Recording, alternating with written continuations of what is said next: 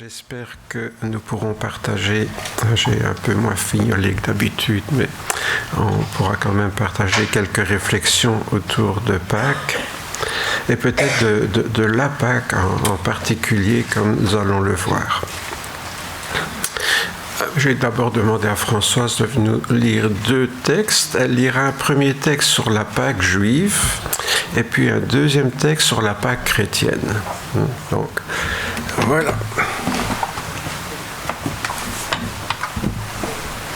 Je pourrais presque aller m'asseoir. Ah.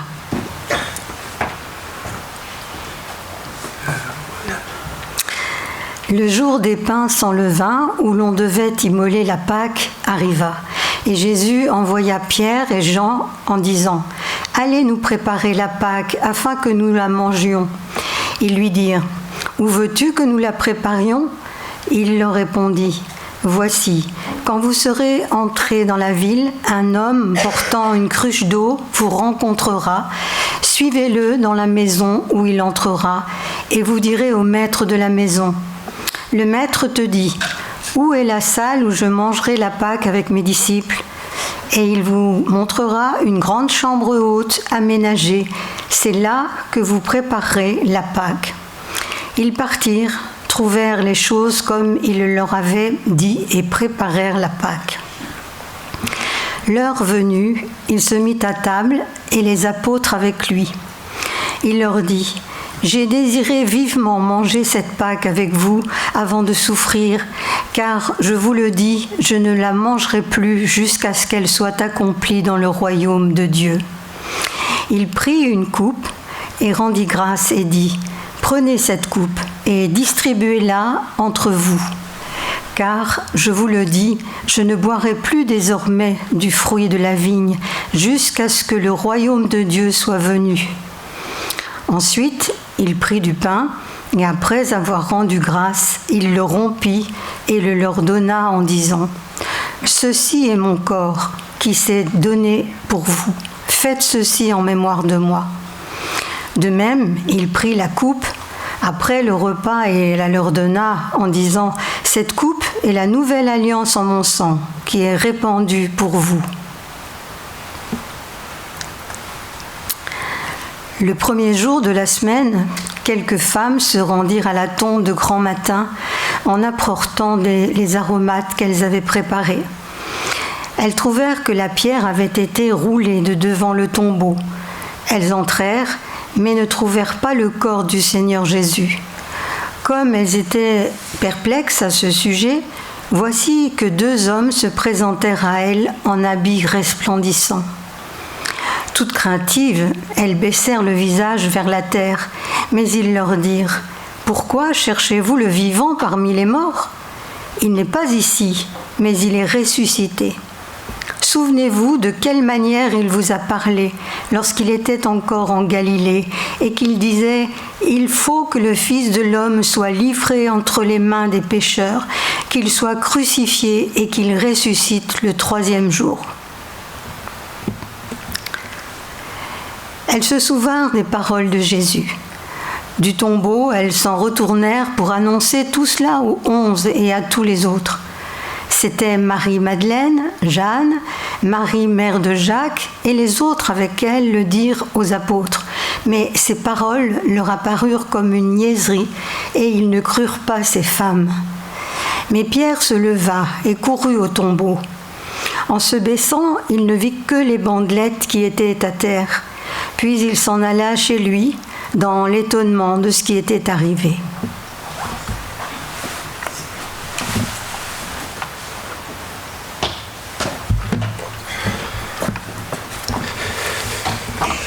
Voilà, merci pour ces deux lectures donc, sur lesquelles nous allons revenir ce matin. Donc chaque année, bien sûr, à Pâques, nous revient... Vous savez, ce cortège d'œufs en chocolat, etc., dans toutes les petites images de Pâques, là, dans le décor printanier. cette Pâque qui a été choisie et qui a été placée à cette saison-là pour les chrétiens, parce que c'est la période aussi du renouveau, de la vie qui revient après la mort de la végétation pendant l'hiver. Donc tout ça est un peu symbolique, bien sûr. Mais c'est assez étonnant aujourd'hui quand on demande aux gens qu'est-ce que c'est Pâques, ben souvent pour eux ce n'est rien d'autre que ça. Je faisais l'expérience avec les enfants que j'avais à l'école et malgré qu'ils viennent de familles chrétiennes, quand je leur demandais qu'est-ce que c'est Pâques, ben c'est le jour où on reçoit les œufs en chocolat, quoi. Alors on se demande vraiment ce qui reste dans l'esprit des familles chrétiennes, puisque même les enfants de chrétiens ne sont pas toujours au courant de ce que implique cette fête de Pâques.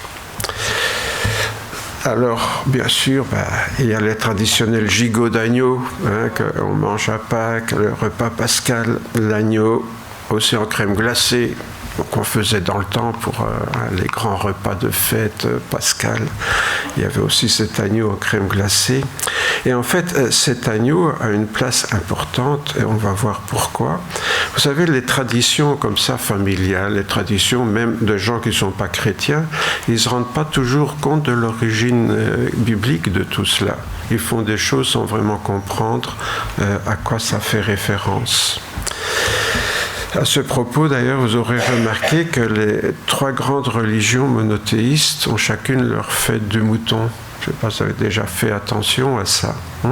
La Pâque juive, bien sûr, commémore la libération du peuple juif sous la conduite de Moïse quand ils étaient esclaves en Égypte. Et c'est accompagné, cette fête, d'un agneau que l'on tue et que l'on fait rôtir. Les chrétiens aussi commémorent, comme on vient de le dire, et puis on va y revenir, la résurrection de Jésus, mais souvent sa mort est assimilée à la mort de l'agneau de Dieu, donc encore une fois l'agneau.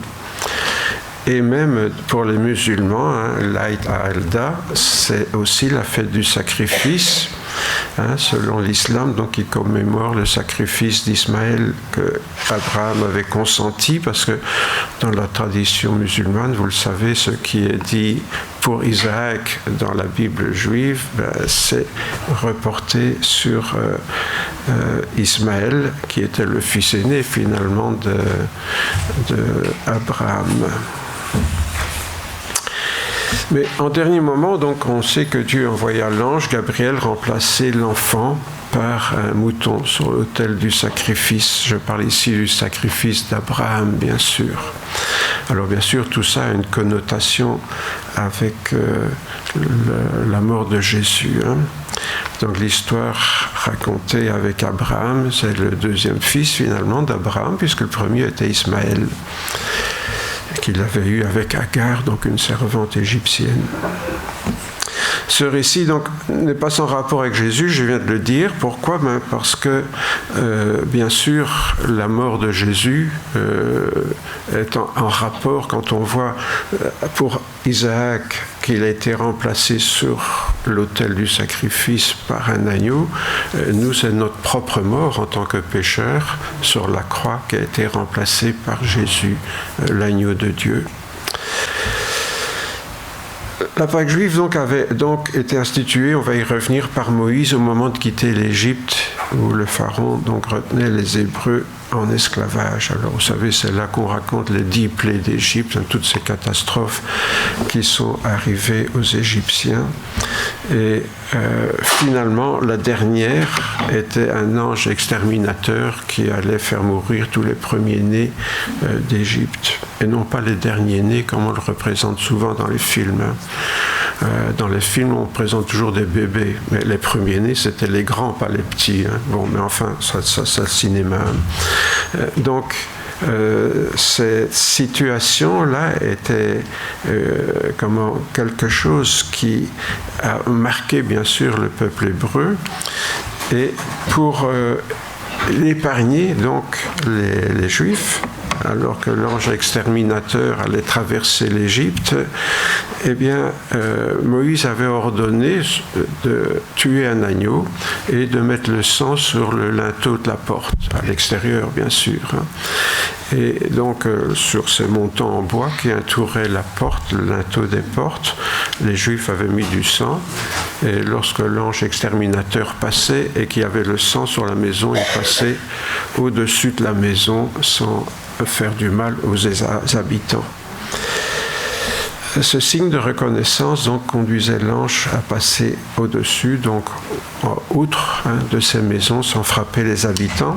Pourquoi j'insiste là-dessus? Parce qu'en hébreu, Pessa, ça veut dire, on va y venir, passer à travers ou passer outre, passer au-dessus. Et donc il y a deux explications du mot Pâques en hébreu, on va y venir. Donc pendant la même nuit, les Hébreux devaient manger l'agneau rôti en entier avec un repas rituel qui a été appelé la Pâque, Pessa en hébreu. Et chaque année, donc, comme on l'a vu, Jésus lui-même, avec ses disciples, célébrait la Pâque. Il mangeait donc un agneau rôti en famille, avec des herbes amères, avec des pains sans levain. Les premiers Juifs qui ont célébré cela en Égypte devaient même manger debout les reins saints. Ça veut dire, vous savez, à l'époque, même les hommes avaient des robes, mais on relevait la robe au-dessus de la ceinture pour pouvoir marcher. Parce que, bon, les dames qui ont des longues jupes savent que c'est pas toujours facile de grimper les escaliers, de marcher avec des longues jupes. Donc, quand on dit les reins saints dans l'Ancien Testament, ça veut dire on remonte la robe au-dessus de la ceinture pour l'avoir en mini-jupe, si vous voulez, pour pouvoir courir à son aise. Les hommes, en tout cas, les femmes pas, mais les hommes pouvaient le faire. Voilà. Et donc, et puis ils mangeaient aussi avec un bâton à la main. Ça veut dire ils étaient prêts à partir. Vous voyez. Donc, il y avait par la foi cette confiance, alors qu'ils n'étaient pas encore délivrés de l'esclavage en Égypte. Par la foi, ils plaçaient déjà leur confiance dans le fait que Dieu allait les délivrer, qu'ils allaient pouvoir partir en prenant ce repas à la hâte. Les pains sans levain, bien sûr, ça veut dire qu'on n'avait pas attendu que les pains lèvent pour les cuire, on les avait les pains cuits directement. Donc vous voyez, tout ça est très symbolique dans ce repas rituel qu'aujourd'hui encore les Juifs célèbrent et ne le font plus avec le bâton à la main, etc. Mais ils prennent toujours le même repas rituel tous les ans. Donc, si vous voulez voir le récit complet de toute cette histoire, si vous ne l'avez pas encore lu dans la Bible, il se trouve dans le livre de l'Exode au chapitre 12 et 14. Je vous l'ai résumé très très brièvement. On raconte donc comment, après ce fléau, donc le pharaon s'était enfin décidé à laisser partir le peuple hébreu et comment ils se sont enfuis dans le désert, conduits par Moïse. Mais à un moment donné, ils sont bloqués devant la mer des roseaux. Pas la mer Rouge, comme on le raconte souvent, mais la mer des roseaux. Ça veut dire que c'était sans doute un lac assez peu profond, puisqu'il y avait des roseaux, il y avait 1 mètre d'eau maximum. C'est pas... c'était pas le Pacifique. Bon. Mais ils étaient quand même bloqués devant cette mer des roseaux. Et là, on sait que actuellement, c'est sans doute là où on a fait le canal de Suez, en fait, pour rejoindre la mer Rouge, la mer Méditerranée. Il y avait toute une série de lacs là. Et donc, on suppose que c'est à cet endroit-là que les Juifs, le peuple hébreu à l'époque, sont passés. Entre-temps, le pharaon avait encore une fois changé d'avis. Vous verrez, si vous lisez l'histoire, qu'il change souvent d'avis. C'était le Trump de l'époque, le pharaon. Ouais. Donc, il changeait souvent d'avis. Et le voilà parti avec sa cavalerie. Vous voyez, ça n'a pas changé beaucoup. Le voilà parti avec sa cavalerie pour rattraper les Hébreux dans le désert. Hébreux paniqués, bien sûr, parce qu'ils sont bloqués devant ce lac de roseaux, et derrière, ils voient la cavalerie de Pharaon qui rapplique. mais sur l'ordre de Dieu. Donc Moïse étend son bâton sur la mer qui va s'ouvrir. Il nous a dit qu'un vent violent a soufflé. Donc on imagine ce vent violent qui a soufflé l'eau dans les roseaux et que l'eau a été retenue par les roseaux un peu plus haut. Et donc les Hébreux ont pu traverser ce lac.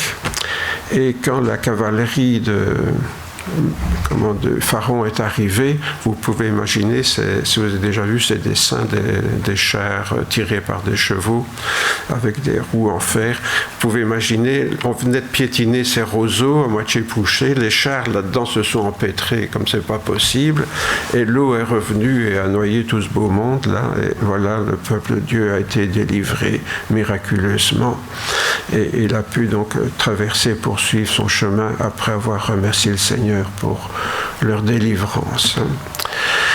Donc cette saga là nous ramène à la signification de la fête de Pâques chez les Juifs. Donc la Pâques, comme je le disais, se dit Pessa en hébreu. Et Pessa, c'est un verbe qui veut dire soit passer à travers, alors là ça ferait référence quand ils ont traversé la mer, soit passer au-dessus, et là ça ferait référence à l'ange qui est passé au-dessus des maisons où il y avait le sang, sans faire mourir ceux qui étaient à l'intérieur. Encore une fois, on voit tout de suite l'image, là où il y a le sang, il y a comment dirais-je, on est sauvé de la mort. Ça annonçait bien sûr la mort de Jésus, l'agneau immolé, vous voyez, là où il y avait le sang, nous sommes couverts par le sang de Jésus, et si nous sommes couverts par le sang de Jésus, nos péchés sont pardonnés et la mort nous est épargnée. C'était bien sûr déjà avant même la venue de Jésus une sorte d'annonce symbolique de ce que Jésus allait endurer pour nous. Voilà. Oui, bon, donc ça je viens de le dire, hein. C'est les deux interprétations possibles du mot Pessa, donc en hébreu, soit de passer au-dessus des maisons, soit de passer à travers la mer et d'être sauvé donc. Ces deux événements donc sont commémorés chaque année donc par les Israélites qui mangent un agneau pour célébrer la fête de Pâques, donc le passage. Mais alors, comment se fait-il que le christianisme en est venu à célébrer une fête du même nom ? Du même nom, pas tout à fait, hein, parce que chez les chrétiens, vous aurez remarqué, c'est pas une faute d'orthographe, le mot Pâques s'écrit toujours avec un S à la fin, hein, et alors ils ont repris le mot Pâques, mais sans le S qu'il avait en hébreu, donc hein, Pessa, Pâques. Pourquoi est-ce que les chrétiens donc ont mis ce mot au pluriel ? Eh bien, il y a une raison bien précise à ce que ce pluriel existe pour les chrétiens, depuis le début en tout cas. Et pour ça, il faut revenir tout au début du christianisme. À cette époque-là, ce qu'on appelait le mystère pascal, c'est-à-dire ce miracle. Hein. Quand on parle de mystère, là, on parle d'un miracle qui s'est accompli, la mort et la résurrection de Jésus. Le moins qu'on puisse dire, c'est que c'était un miracle, cette résurrection de Jésus dans un corps glorieux qui peut apparaître, disparaître de manière mystérieuse, d'où ce mot, hein, le mystère pascal. Mais à l'époque, on ne parlait pas seulement de la résurrection. Aujourd'hui, quand on parle de Pâques, c'est le jour de la résurrection de Jésus. Mais à l'époque, je parle des premiers chrétiens, donc, la fête de Pâques couvrait un peu tout ce qui s'est passé autour de la résurrection de Jésus. Donc, bien sûr, il y avait toute une série d'événements. Là. Il y a la passion du Christ, donc quand il a été flagellé, hein, avant d'être crucifié, et puis sa mise au tombeau, sa descente aux enfers qui nous est rapportée par l'apôtre Pierre, où il a été prêché aux gens qui étaient morts en enfer, et puis sa résurrection, et puis son apparition. Donc pour les premiers chrétiens, la Pâques c'était tout ça. Donc on a mis Pâques au pluriel parce que ça durait plusieurs jours. Vous voyez, la fête de Pâques durait plusieurs jours. Et d'ailleurs, dans l'Église catholique, on dit encore aujourd'hui faire c'est Pâques au pluriel. Je ne sais pas si vous avez déjà entendu des catholiques parler de ça, mais souvent ils disent on fait nos Pâques, hein, parce que ça, traditionnellement, ils ont gardé cette tradition donc de toute cette période de Pâques qui dure toute une semaine finalement. Donc, c'est pour ça que le mot Pâques en français, pour les chrétiens, est avec un S, tandis que la Pâque juive, c'est le jour où on mange l'agneau pascal. Un agneau pascal dont on a gardé finalement la tradition, parce que la Pâque des chrétiens, puisque Jésus, il a mangé la Pâque juive, et puis ce jour-là, on est venu l'arrêter le soir, et puis le lendemain, on l'a crucifié, et puis le dimanche, il est ressuscité. Donc, la résurrection de Jésus, ça tombe pratiquement en même temps que la fête juive. La différence, c'est que les chrétiens avaient, depuis l'origine, vous savez, nous, on est héritiers de ce qu'ont fait les chrétiens il y a 2000 ans. Hein. Donc, les chrétiens ont choisi une autre date pour la fête de Pâques que la date juive. Donc, les juifs, c'est toujours avec leur calcul du mois de Nissan, donc c'est, comment dirais-je, ils ont un calendrier où c'est des mois de 30 jours, hein, donc il y a un décalage. Donc c'est comme dans l'islam, avec le ramadan, ça ne tombe pas toujours à la même date parce que c'est un calendrier lunaire, tandis que nous on a un calendrier solaire. Donc les chrétiens se sont alignés sur le calendrier solaire, oui, on s'embarque dans des drôles de trucs là, et les juifs et les musulmans d'ailleurs sont restés avec un calendrier lunaire. C'est pour ça que les dates fluctuent, parce qu'il y a un décalage bien sûr quand on suit la lune plutôt que le soleil. Voilà donc pour des petits détails, je dirais, de calendrier. Hein. Mais les deux fêtes sont toutefois liées, donc, puisque Jésus, ne l'oublions pas, était juif, lui. Et, dans un premier temps, le christianisme, c'était les juifs. Hein. On a tendance à l'oublier, ça. Les premiers chrétiens, c'était qui? C'était des juifs qui avaient accepté que le Messie que Dieu avait promis, c'était Jésus. Alors la majorité des juifs ont refusé d'accepter Jésus et ils sont restés avec cette attente du Messie qui pour eux n'est pas encore venu. Mais normalement, les premiers chrétiens étaient des juifs qui ont accueilli Jésus, et donc le christianisme, c'était la suite logique de la religion juive. C'était le judaïsme qui continuait avec des juifs qui avaient trouvé leur Messie, c'est tout. Après, bien sûr, comme Jésus est mort pour toute l'humanité, ça s'est répandu, bien sûr, puisque Jésus a dit « Faites de toutes les nations des disciples », et ça s'est répandu donc aux païens que nous sommes. Donc, selon la tradition, les disciples avaient préparé donc l'agneau, hein, leur accompagné des herbes amères, du pain azime, là, comme c'est indiqué dans l'Ancien Testament. Hein. Le pain azime, c'est le pain sans levain, vous savez ça, je le dis pour les enfants. Donc, le souper avait été ponctué avec, comme de tradition, avec le partage de plusieurs coupes de vin. Et le pain qu'on mangeait, c'était donc du pain sans levain, qu'on mangeait avec l'agneau.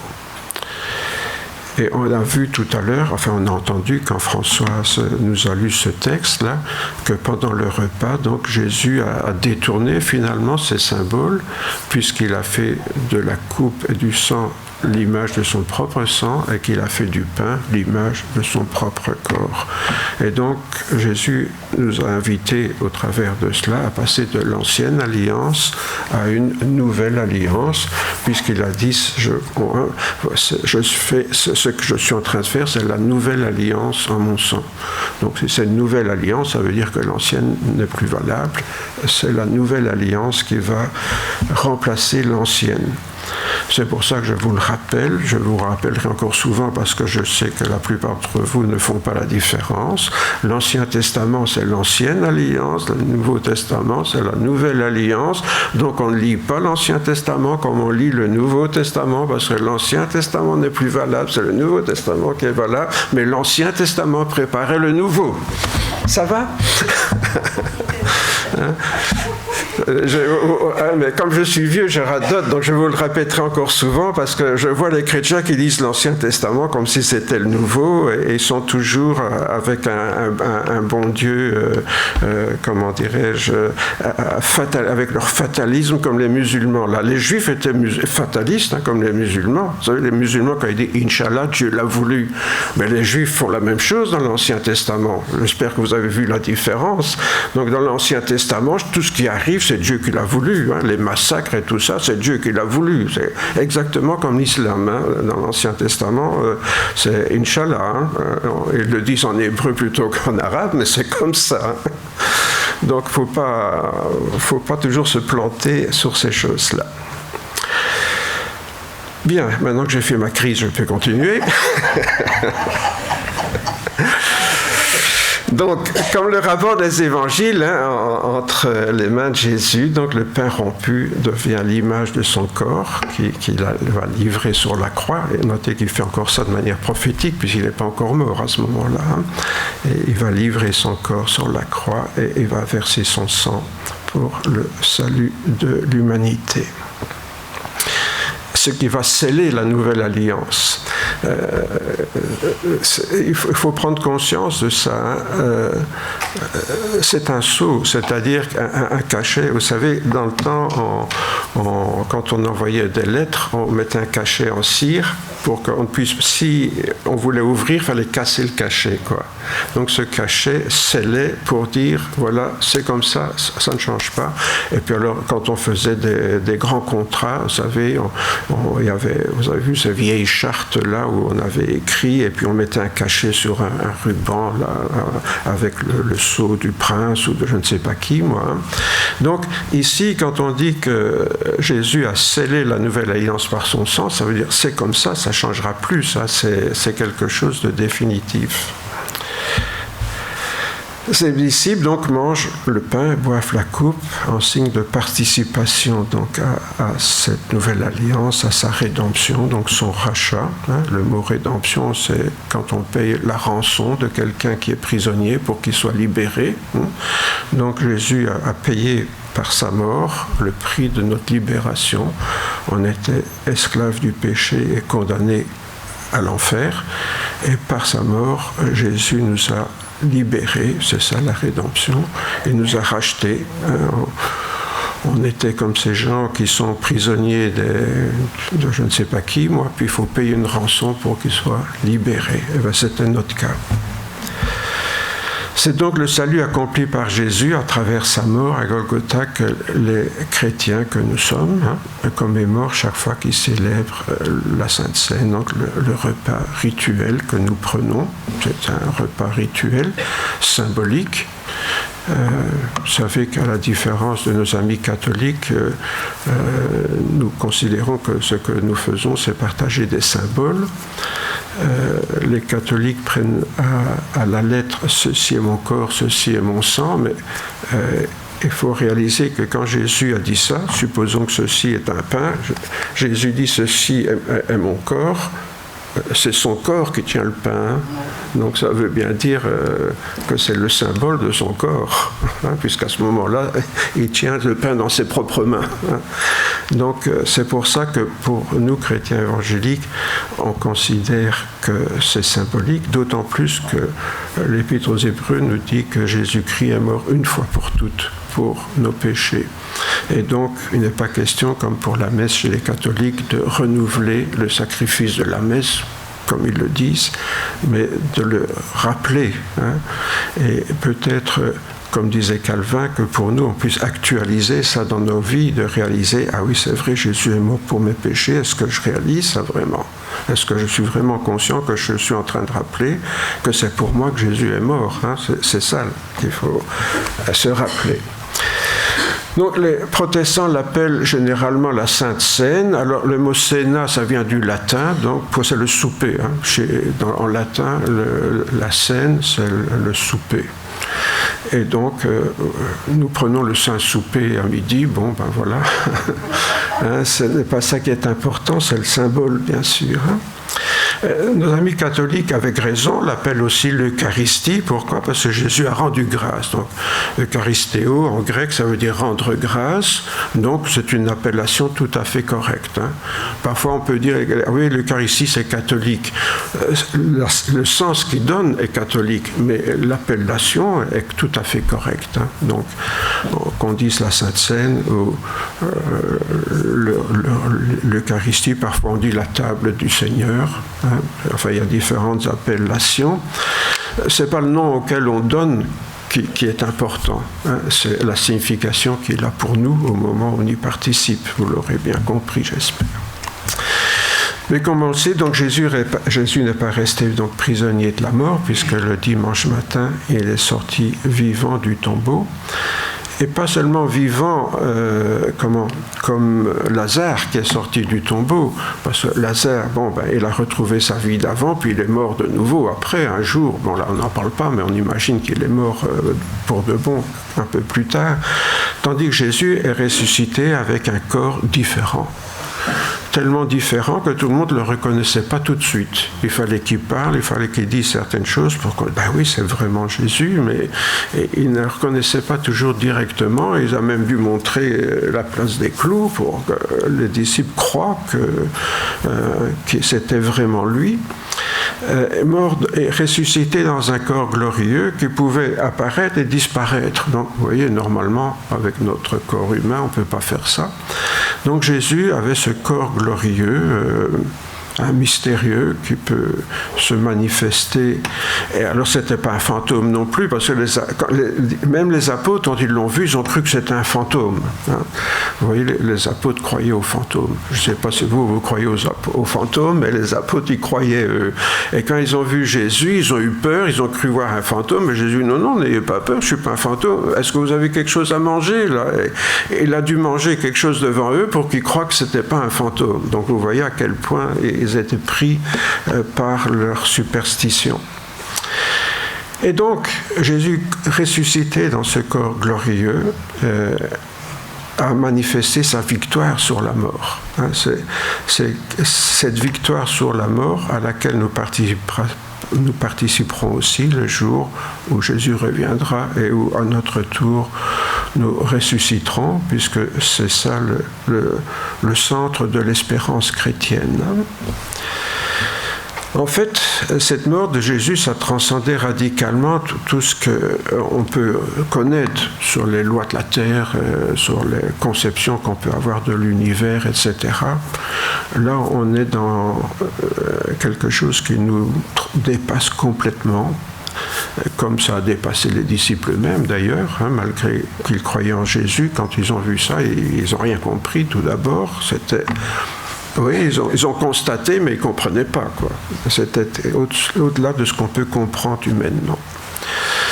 Aussi, cet événement fut choisi donc par l'Église chrétienne comme le plus important, finalement, du christianisme.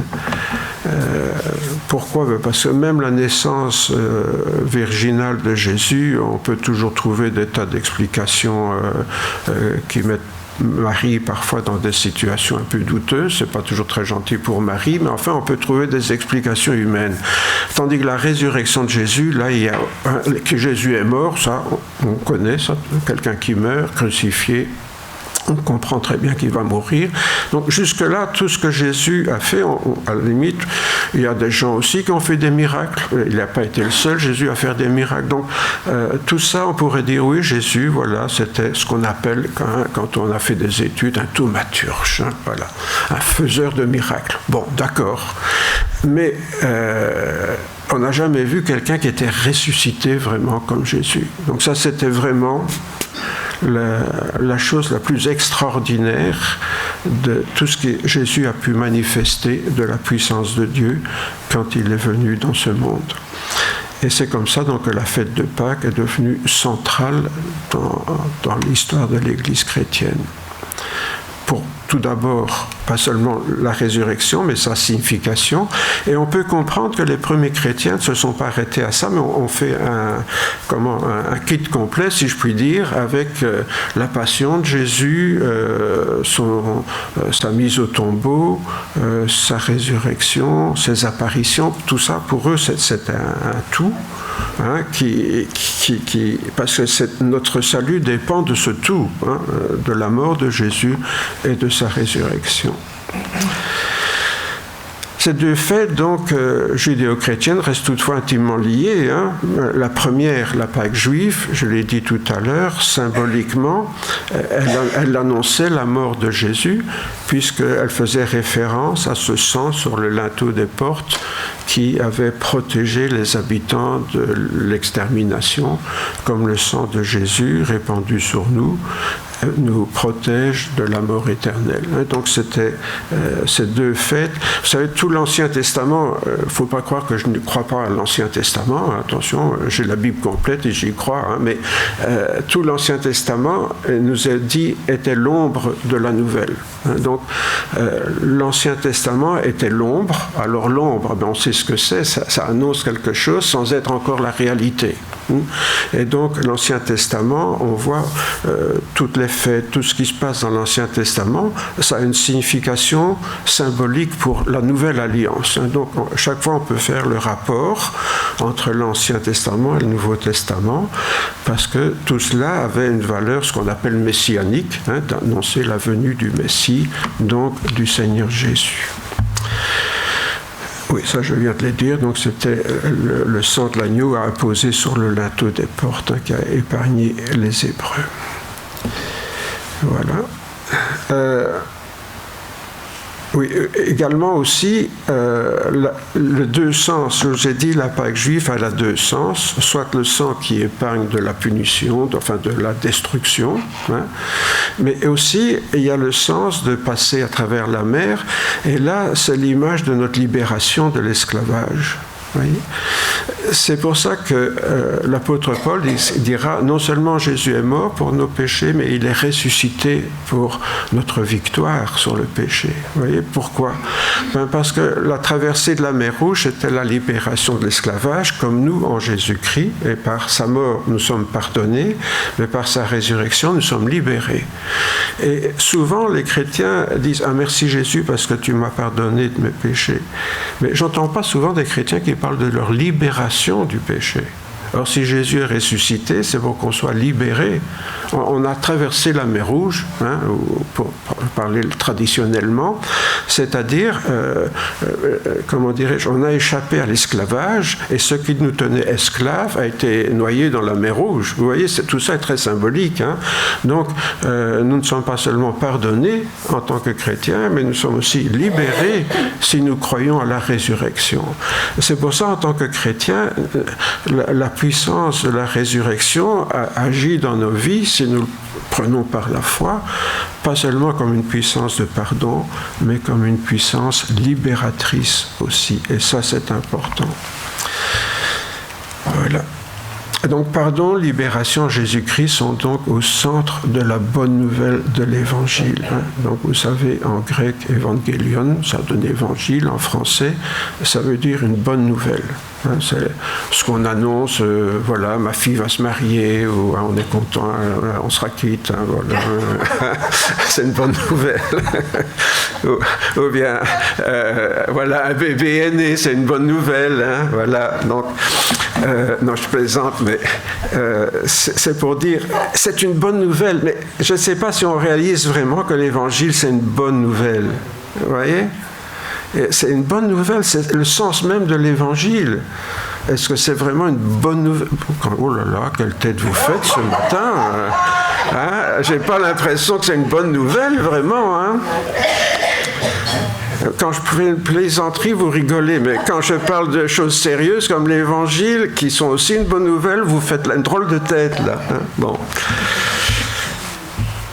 Autrement dit, il n'est pas question de gâcher cette fête avec trop de gravité, si vous voulez. Bien sûr, tout ça, c'est important, mais c'est quelque chose que nous fêtons. C'est notre libération. Supposez quand on a libéré quelqu'un qui était prisonnier, on fait la fête. Hein, on voit même les autorités belges qui sont très fiers, ils font semblant qu'ils y sont pour quelque chose, mais en fait ils y sont pour rien, mais ils viennent à l'aéroport accueillir la personne qu'on a libérée, hein, pour qu'on les prenne en photo à côté de la personne qui a été libérée. Bon voilà. Pourquoi? Parce qu'une libération, c'est une fête. C'est une fête. Donc, Pâques, c'est une fête, quoi. C'est la fête de notre libération. Et c'est pourquoi, oui, bien sûr, on parle de l'agneau immolé, mais cet agneau immolé, maintenant, il est vivant. Hein, c'est Jésus-Christ ressuscité. Et au travers de sa résurrection, il a vaincu la mort. On l'a encore chanté ce matin. Hein, tu as vaincu la mort. Donc il est bon de se rappeler que Pâques est autre chose qu'un bon repas ou qu'une chasse aux œufs. Hein, et se rappeler, oui, ça, tout ça, c'est des bons moments qu'on passe en famille. Mais pourquoi pas, hein, pourquoi pas? Il n'y a pas de mal à se faire plaisir en famille. Hein.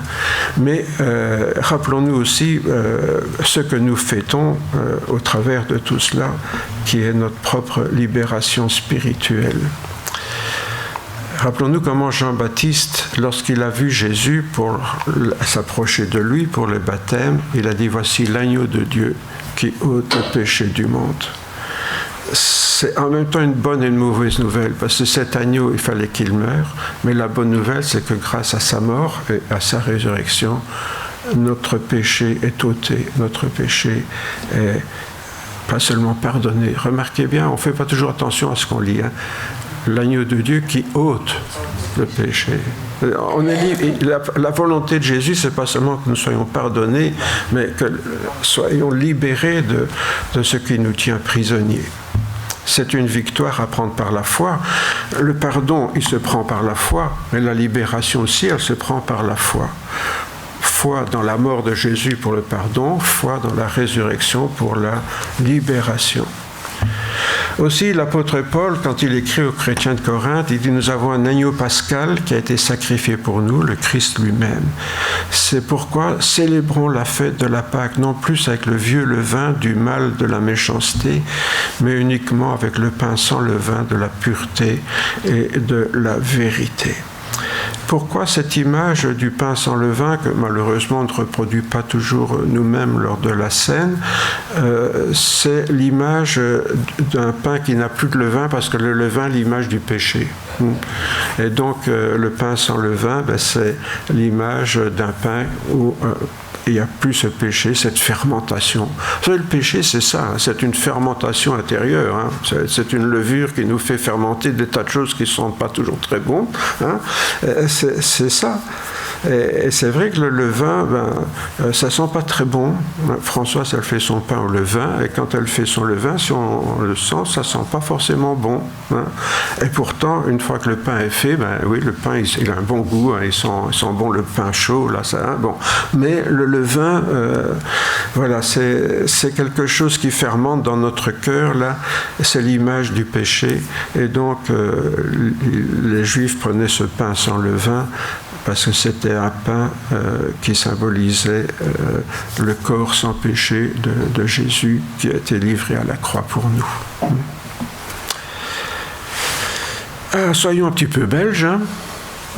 Vous savez que les frères Van Dyck ont fait le triptyque de la cathédrale Saint-Bavon à Gand. Un triptyque, c'est 3 panneaux en bois là, qui se referment comme ça, puis qui s'ouvrent. Vous voyez ce que c'est un triptyque, hein?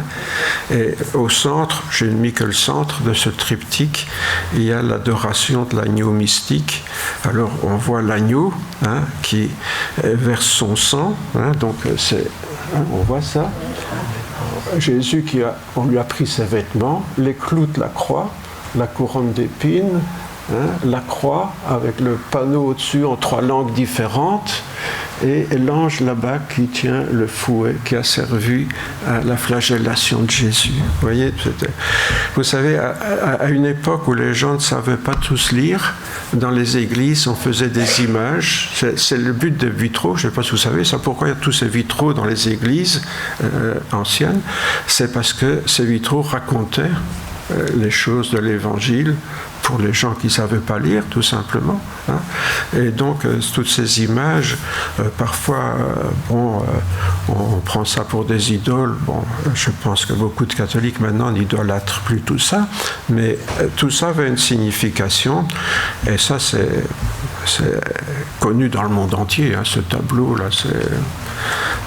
c'est presque comme la Joconde. Hein, ouais. Voilà. Eh bien voilà, à chacun, à chacune, moi je souhaite une bonne fête de Pâques, dans la joie, hein, dans la joie de la résurrection. Ça commence tout doucement, je crois que hein, la joie de la résurrection. Voilà, prions. En effet, Seigneur, nous te remercions, te rendons grâce parce que tu es un Dieu tellement plein d'amour pour nous. Tu as voulu un jour prendre forme humaine, Seigneur, en Jésus-Christ, et donner ta vie sur la croix. Toi qui n'avais jamais commis de péché, tu pouvais donner ta vie pour la nôtre. Parce que toi, tu ne mourrais pas pour tes fautes, Seigneur, mais tu pouvais offrir ta vie pour les nôtres. Et ce matin, Seigneur, nous te remercions particulièrement d'avoir un jour accepté de mourir sur la croix. Mais nous voulons aussi, Seigneur, glorifier ton Saint-Nom et te rendre gloire parce que tu as prouvé par ta résurrection que tu n'étais pas seulement un homme, mais tu étais aussi le Fils de Dieu incarné. Tu étais Dieu lui-même qui était venu dans cet homme, Jésus-Christ, mourir pour nous. Merci, Seigneur, parce que tu nous as aimés jusqu'à te charger toi-même de notre salut, de notre pardon. Seigneur, quel Dieu extraordinaire tu es, quel Dieu extraordinaire tu t'es manifesté en Jésus, notre Sauveur bien-aimé.